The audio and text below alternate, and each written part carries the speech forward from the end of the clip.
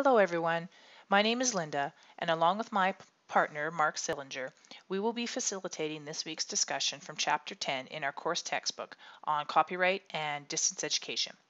To preface our discussion, Mark and I are not copyright experts, so if we or anyone else relays inaccurate copyright information, please do not hesitate to correct us.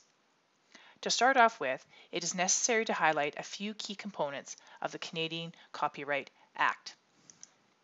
The first thing is we should make sure that we know what the definition of copyright is. And basically what it is the right to copy someone else's original work. And that can take many shapes or forms, and you can see that there's a list there. Oh, before I forget, if I go too fast through the slides, this PowerPoint is also been attached. Moving on, copyright also applies to live performances, TV, radio, and of course music. So what does copyright protect?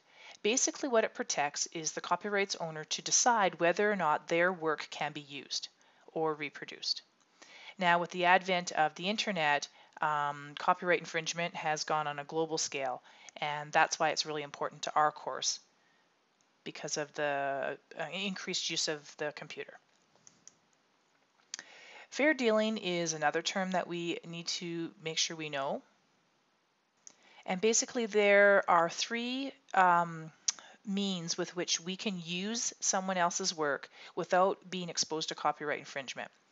The first one is research or private study. The second one is for the purposes of criticism or review, and of course news reporting. Now with that being said though, you must cite those works correctly in order to use it and be covered under the fair dealing clause.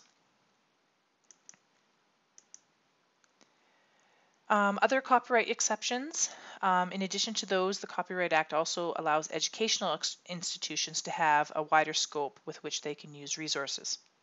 However, there are some expectations for that to occur. For instance, those copies of it, whether it's a video or photocopying for your class, must be limited. Below are some examples. Shoot, I was doing really well.